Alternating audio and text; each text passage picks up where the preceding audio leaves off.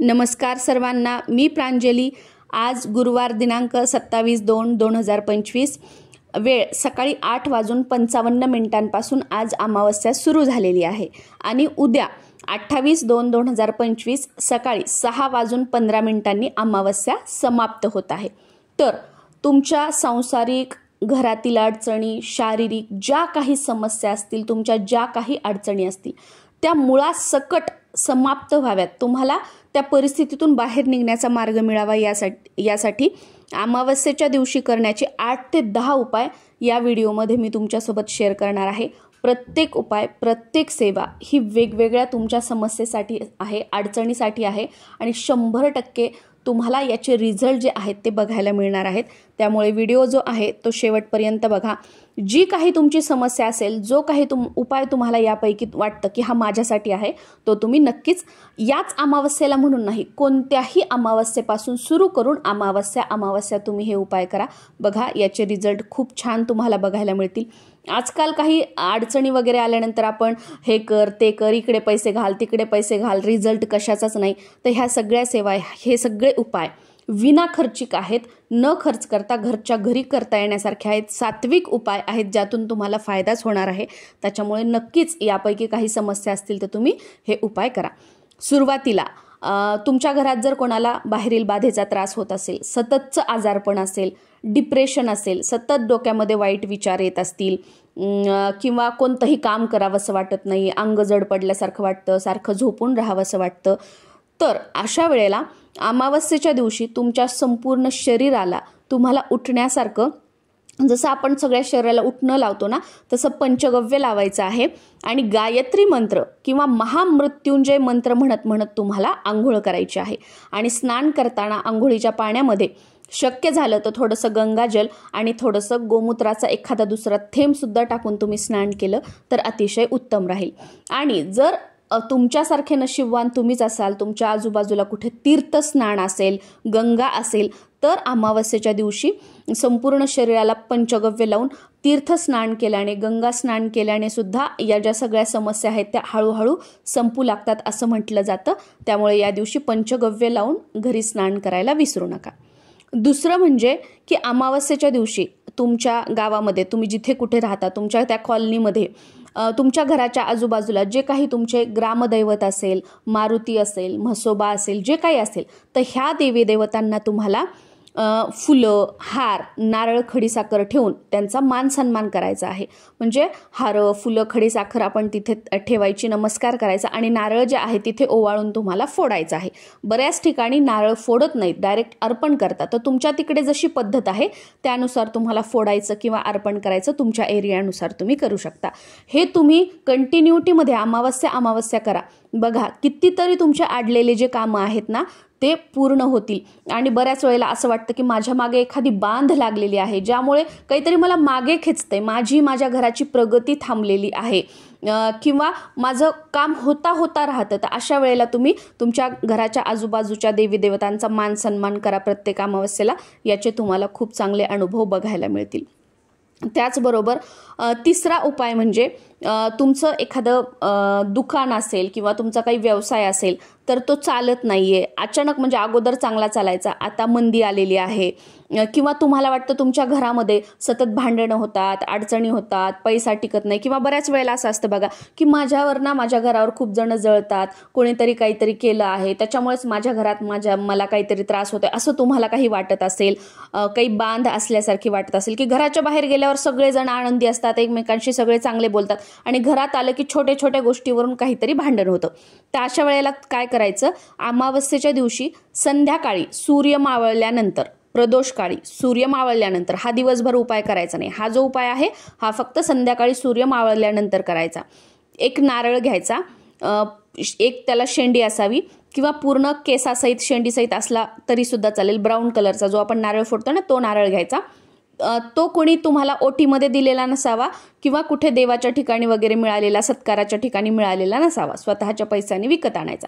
घरी आणल्यानंतर त्या नारळावर शेंदूर जे आहे, शेंदूर घ्यायचा, चमेलीच्या तेलामध्ये शेंदूर थोडासा मिक्स करायचा आणि त्याने त्या नारळावर तुम्हाला त्रिशूळ काढायचा आहे, त्रिशूळचा आकार काढायचा. किंवा तुमच्याकडे चमेलीचं तेल वगैरे नसेल तर कोरड्या शेंदुराने तुम्ही अगदी त्रिशूळाचा आकार त्या नारळावर काढला तरी सुद्धा चालतो. आणि हे नारळ जे आहे, जे तुमचं न चालणारं दुकान आहे, व्यवसाय आहे, तर त्या ठिकाणी जर तुम्हाला प्रॉब्लेम असेल तर तिथे 7 वेळा हे जे नारळ आहे ते गोल गोल फिरवायचं.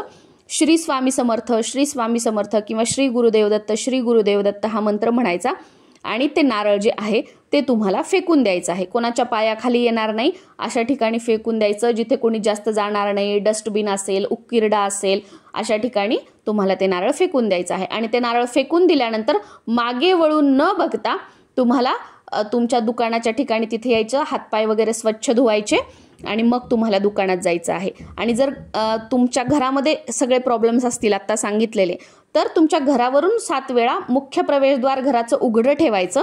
घरातले लाईट, मुख्य प्रवेशद्वाराच्या जो हॉल असेल त्याचा लाईट चालू ठेवायचा आणि सारखं सारखं तुम्हाला टोकणारं कुणी नसावं. घरातले सगळे सदस्य तुम्ही उतारा करताय, ते बघतायत, बोलताय, हे काय करतं, हे काय ते, असं करू नका. घरातली मंडळी ना दुसऱ्या रूममध्ये बसवा आणि हॉलमध्ये दार उघडं ठेवून 7 वेळा उतारा करा आणि हे नारळ डस्टबिनमध्ये किंवा सेम उकिरड्यावर वगैरे कुठेतरी फेकून द्या. आणि मग घरी तुम्ही ओवाळल्यानंतर टाकायला जाताना सुद्धा मागे वळून बघायचं नाही, कोणाशी बोलायचं नाही. आणि तिथे फेकून दिल्यावर सुद्धा घरी येताना मागे वळून बघायचं नाही, कोणाशी बोलायचं नाही, नाही तर स्वतःला काट लागते. तर त्याच्यामुळे तुम्हाला ही गोष्ट पाळणं होत असेल तरच हा उपाय करा, नाही तर करू नका. ही गोष्ट मी तुम्हाला क्लिअर सांगते. तर या उपायाने सुद्धा तुम्हाला बराचसा जो फरक आहे तो बघायला मिळेल. त्याच्यानंतर या अमावस्येच्या दिवशी घरातील, तुमच्या दुकानातील फरशी पुसताना पाण्यामध्ये थोडंसं मीठ जे आहे, खडे मीठ टाकायचं, चिमूटभर हळद टाकायची, थोडासा भीमसेनी कापराचा तुकडा बारीक करून तुम्हाला टाकायचा आहे.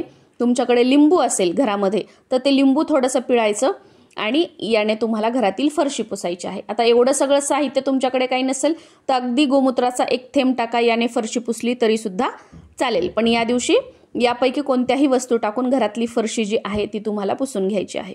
त्याचबरोबर सर्वात महत्त्वाचं, या दिवशी सकाळी अमावस्येच्या दिवशी किंवा सकाळी जर शक्य झालं नाही तर दिवसभरामध्ये कधीही तुमच्या घराचा उंबरठा स्वच्छ पुसून घ्यायचा. थोडीशी हळद घ्यायची, त्याच्यामध्ये 1-2 थेंब गोमूत्र टाकायचं, त्यानंतर स्वच्छ पाणी करून ही हळद मिक्स करून घ्यायची आणि उंबरठ्याला हळदीचं लेपन करायचं आहे. उंबरठ्याला हळद कुंकू लावून धूप दीप दाखवून उंबरठ्याची पूजा करायची आहे. कारण आपल्या घरातील मुख्य प्रवेशद्वारच आहे जिथून नकारात्मक ऊर्जा आपल्या घरामध्ये तुमच्या येऊ शकते आणि तिथूनच सकारात्मक ऊर्जा सुद्धा आपल्या घरात येते. मग सकारात्मक ऊर्जेला आपल्या घरामध्ये येण्यासाठी आमंत्रण द्यायचं आणि नकारात्मक ऊर्जा आपल्या उंबरठ्यावरूनच, म्हणजे आपल्या दारातूनच बाहेर जावी, यासाठी हे हळदीचं लेपन जे आहे ते अमावस्या, पौर्णिमा, शुक्रवार, मंगळवार, गुरुवार या दिवशी होणं अतिशय गरजेचं आहे. याचे सुद्धा खूप चांगले अनुभव तुम्हाला बघायला मिळतील.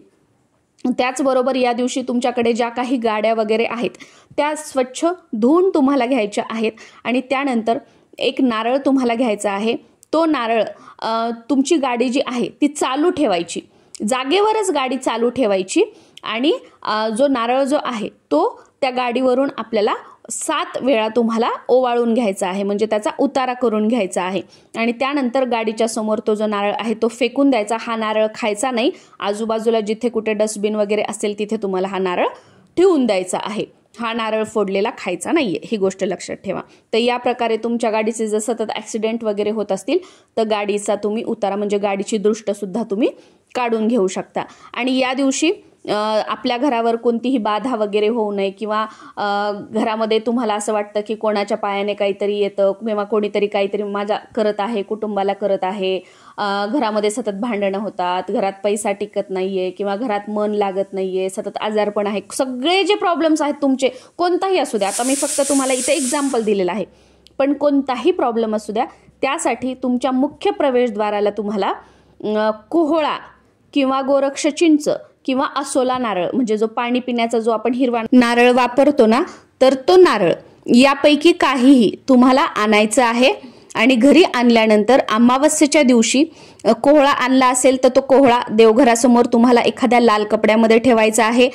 नारळ आणलेला असेल तर ते नारळ तुम्ही लाल कपड्यामध्ये ठेवू शकता किंवा गोरक्ष चिंच आणलेली असेल तर ती लाल कपड्यामध्ये ठेवू शकता. म्हणजे जे तुम्ही आणलेलं आहे ते देवघरासमोर ठेवायचं, देवासमोर दिवा लावायचा, धूप बत्ती लावायची, आपल्याला बसायला आसन घ्यायचं ते कोहळा असेल, नारळ असेल किंवा गोरक्ष चिंच असेल, त्याला हळद कुंकू अर्पण करायचं, थोड्याशा अक्षदा अर्पण करायच्या, त्यानंतर एखादं फूल तिथे ठेवायचं, धूप दीप त्याला दाखवायचा आहे आणि त्यानंतर श्री स्वामी समर्थ या मंत्राचा एक माळ तुम्हाला जप करायचा आहे मोठ्याने, जेणेकरून जे स्तोत्र मंत्र आहेत त्या कोहळ्यावर किंवा चिंचेवर किंवा नारळावर पडतील आणि ती वस्तू अभिमंत्रित होईल. कारण तो कोहळा, ती वस्तू अभिमंत्रित झाली तरच त्याचा फायदा आपल्याला होणार आहे. त्याच्यामुळे लक्षात ठेवायचं की ही सेवा खूप महत्वाची आहे. एक माळ श्री स्वामी समर्थ मंत्र, त्याच्यानंतर श्री दत्त महाराजांचा बीज मंत्र एक माळ तुम्हाला म्हणायचा आहे, शाबरी मंत्र एक माळ म्हणायचा आहे, नवनाथ मंत्र 11 वेळा म्हणायचा आहे आणि कालभैरवाष्टक तुम्हाला 11 वेळा म्हणून वल्गा सुक्त 11 वेळा म्हणायचं आहे. ही सेवा झाल्यानंतर हे नारळ त्या कापडामध्ये गाठ बांधायची आणि त्यानंतर आपल्या मुख्य प्रवेशद्वाराच्या वरती, दाराच्या वरती, उंबरठ्याच्या बाहेर, दरवाजाच्या बाहेर मध्यभागी तुम्हाला वरती बांधायचं आहे, जेणेकरून त्याच्या खालून आपल्या घरामध्ये येणारी प्रत्येक व्यक्ती येईल आणि त्या व्यक्तीच्या मार्फत जी काही नकारात्मकता असेल ती दारावरच तिथे थांबवली जाईल, ती आपल्या उंबरठ्याच्या आत येणार नाही. किंवा कोणी काही करत असेल तर त्याचा नकारात्मक प्रभाव सुद्धा आपल्या घराला, आपल्या कुटुंबाला काहीही होणार नाही. त्याच्यामुळे हे तुम्ही आपल्या मुख्य प्रवेशद्वाराला आपल्या घराची बांध वगैरे खोलण्यासाठी किंवा वाईट शक्तींपासून आपल्या घराचं संरक्षण होण्यासाठी तुम्ही हे बांधू शकता. त्याचबरोबर पितृदोषाचा जर तुम्हाला त्रास असेल तर त्यांनी अमावस्येच्या दिवशी दुपारी 12 ते 12:30 या वेळेमध्ये हिरण्यदान जे आहे ते आवर्जून करा. पितृदोष असेल तर त्यामुळे बघा तुमच्या मुलामुलींचे लग्न होत नाहीत, जमलेले लग्न मोडतात, संसार टिकत नाही, संतान प्राप्ती होत नाही, उद्योगधंदा व्यवसाय चांगला चालत नाही, बऱ्याच वेळेला नोकरीमध्ये अडथळे येतात, मुलं व्यसनाधीन होतात, घरात एकमेकांबद्दल प्रेम राहत नाही, पैशाला पैसा लागत नाही, अशा बऱ्याच समस्या होतात. तर तुम्हाला कुठेतरी वाटत असेल की हा सगळा त्रास माझ्या घरामध्ये पितृदोषामुळे होत आहे, तर तुम्ही प्रत्येक अमावस्या ते अमावस्या हिरण्यदान जे आहे ते आवर्जून करत जा. 12 ते 12:30 या वेळेत काय करायचं, 1.25 पाव तुम्हाला पेढे आणायचे आहेत. कोणतेही पेढे तुम्ही बाहेरून विकत 1.25 पाव आणू शकता. दक्षिणा कमीत कमी 11 रुपये 21 रुपये, कारण जे काही तुम्हाला शक्य होईल तर दक्षिणा आणि जानव्याचं जोड तुम्हाला घ्यायचं आहे. आणि हे सगळं तुम्हाला जर हवं असेल तर याच्यासोबत तुम्ही शिदा दिला तर अतिशय उत्तम आहे. पण बाकी काय, हिरण्यदान म्हणजे जानव्याचं जोड, 1.25 पाव पेढे आणि त्याच्यासोबत काहीतरी दक्षिणा. हे तुमच्या घराच्या आजूबाजूला जर कोणी गुरुजी वगैरे घेणारे असतील त्यांना दिलं तर अतिशय उत्तम. बाकी तुमच्या घराच्या आजूबाजूला जर कुठे मंदिर असेल तर त्या मंदिरामध्ये तुम्ही ठेवून आलं ना तरी सुद्धा चालेल. याचे सुद्धा तुम्हाला खूप चांगले अनुभव येतील. आणि हे जर तुम्ही संकल्पयुक्त ही सेवा केली की जसं मी 5 अमावस्या 11 अमावस्या हिरण्यदान करेल, पितरांच्या आशीर्वादाने माझं हे कार्य होऊ द्या, तर तुम्हाला याचे खूप चांगले अनुभव येतील. तेवढ्या अमावस्याच्या आत तुमच्या त्या गोष्टी ज्या आहेत त्या होताना तुम्हाला बघायला मिळेल. त्याचबरोबर आपल्या घरामध्ये शांतता राहण्यासाठी एक पाणीदार नारळ तुम्हाला घ्यायचा आहे, सोललेला असावा. त्याची शेंडी जी आहे ती देवासमोर करायची. अमावस्येच्या दिवशी सकाळी किंवा संध्याकाळी दिवे लागण्याची वेळ असते, या दोन्ही वेळेपैकी कधीही तुम्ही हा उपाय करू शकता. हा कंटिन्युटीमध्ये सुरू करून, अमावस्यापासून सुरू करून तुम्ही 40 दिवस किंवा 21 दिवस किंवा पुढच्या अमावस्येपर्यंत हा उपाय करू शकता. एक ताट घ्यायचं, त्या ताटामध्ये हा नारळ ठेवायचा, शेंडी देवाकडे करायची आणि त्याच्यावर 7 आपल्याला कापराचे तुकडे घ्यायचे आहेत. जर गोल कापूर असेल तर 7 वड्या घ्या आणि जर भीमसेनी कापराचे 7 तुकडे करून तुम्हाला घ्यायचे आहेत. आणि जो नारळ आपण घेतलेला आहे त्याच्यावर एक झाला की एक जो कापराचा तुकडा आहे तो तुम्हाला जाळायचा आहे. आणि हे कापराचा तुकडा प्रज्वलित असताना, जळत असताना तुम्हाला श्री स्वामी समर्थ या मंत्राचा जप करायचा आहे. आणि पूर्ण हे 7ही कापूर जाळून झाल्यानंतर हे जे नारळ आहे देवघराच्या आजूबाजूला तुम्हाला ठेवायचं. हे नारळ जेव्हा याच्यातलं पाणी आटेल, हे नारळ कोरडं होईल किंवा नारळाला तडा जाईल, तेव्हा हे नारळ बदलायचं आहे. आणि मग तुम्ही नवीन नारळ घेऊन ही सेवा जी आहे ती तुम्ही परत सुरू करू शकता कोणत्याही शनिवारपासून. समजा कधी जर नारळाला तडा गेला तर येणाऱ्या शनिवारी परत या पद्धतीने ही सेवा जी आहे ती तुम्हाला सुरू करायची आहे. आणि आपल्या घराच्या सुरक्षिततेसाठी प्रत्येक अमावस्येला तुमच्या उजव्या हातामध्ये तुम्हाला पिवळी मोहरी घ्यायची आहे. शक्य झालं तुम्हाला पांढरी मोहरी मिळाली तर दोन्ही सुद्धा, ही पिवळी पांढरी घेऊ शकता किंवा पांढरी मिळाली तर पांढरी, पिवळी मिळाली तर पिवळी मोहरी तुम्ही तुमच्या उजव्या हातात घ्यायची आहे. देवघरासमोर बसायचं आहे, देवासमोर दिवा अगरबत्ती लावलेली असावी आणि संध्याकाळी हा उपाय करायचा आहे 3 सांजेच्या वेळेला. हातामध्ये पिवळी मोहरी घेऊन तुम्हाला 11 वेळा कालभैरवाष्टक म्हणायचं आहे, 11 वेळा वेदोक्त वल्गा सुक्त म्हणून घरामध्ये घराच्या चारही कोपऱ्यामध्ये तुम्हाला ही जी पिवळी मोहरी आहे ती टाकायची आहे। यामुळे जे बऱ्याच वेळेला आपण म्हणतो बाधा वगैरे किंवा कोणीतरी आमच्यावर काहीतरी करत आहे तर त्या सगळ्या समस्या दूर होतात।